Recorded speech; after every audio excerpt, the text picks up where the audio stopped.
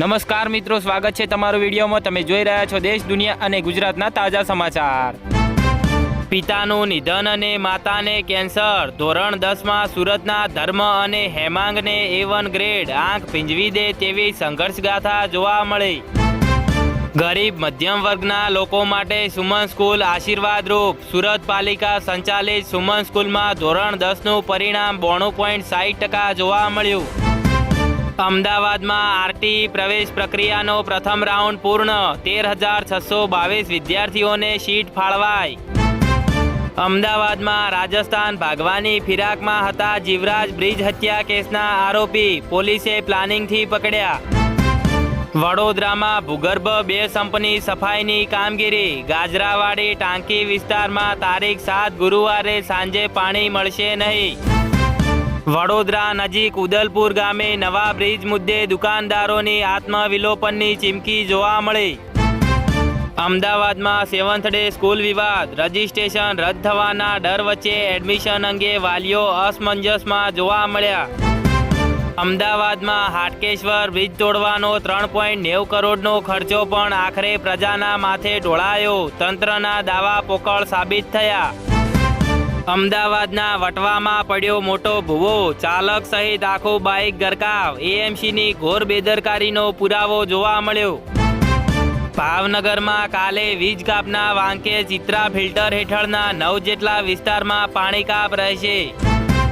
અમદાવાદમાં સાબરમતી નદીમાં પ્રદૂષિત પાણી છોડાતું હતું। ગ્યાસપુરમાં ગેરકાયદે ચાલતા ધોબીઘાટના 19 યુનિટ તોડાયા। હવામાન વિભાગની આગાહી। 2 સિસ્ટમ સક્રિય થતા ગુજરાતમાં આગામી 24 કલાકમાં ગાજવીજ સાથે વરસાદની શક્યતા રહેશે। સુરેન્દ્રનગરના સાયલા તાલુકાના ગરામભડી ગામના ખેડૂત પુત્રએ સમગ્ર ગુજરાતમાં ટોપ 10માં સ્થાન હાંસલ કર્યું। મૃત્યુ બાદ ફાઇલ આઈટી રિટર્ન વળતર નક્કી કરવા ધ્યાને લઈ શકાય। મોટર વ્હીકલ એક્સિડન્ટ કેસમાં ગુજરાત હાઈકોર્ટનો ચુકાદો જોવા મળ્યો।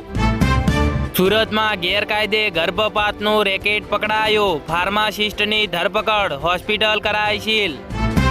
વડોદરાના ન્યૂ વીઆઈપી રોડ વિસ્તારમાં કળયુગી પુત્રે પૂજારી પિતા પર ચાકુના ઘા ઝીંક્યા। જામનગરના શાપર ગામમાં રહેતા ટ્રક ડ્રાઈવર યુવાનને પ્રેમ લગ્ન કરવા ભારે પડ્યા। સસરા અને કાકાજી સસરાએ ધોકાવી નાખ્યો। ધોરણ 10નું વડોદરાનું 78.38% પરિણામ। 1582 વિદ્યાર્થીઓને A1 ગ્રેડ। 44 સ્કૂલોનું 100% અને 2 સ્કૂલોનું 0 રિઝલ્ટ જોવા મળ્યું। વડોદરામાં અંકોડિયા પાસે યુવતીની ક્રૂર હત્યાનો ભેદ ખુલ્યો। યુવતીને અન્ય યુવાન સાથે પ્રેમ હોવાની શંકા રાખી પ્રેમીએ જ હત્યા કરી હતી।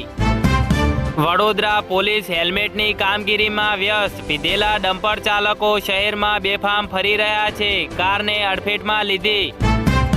જામનગરમાં પાર્ક કરાયેલી વેગેનાર કારમાંથી ઇંગ્લિશ દારૂનો જથ્થો ઝડપાયો। રૂપિયા 4,93,500નો મુદ્દામાલ કબજે।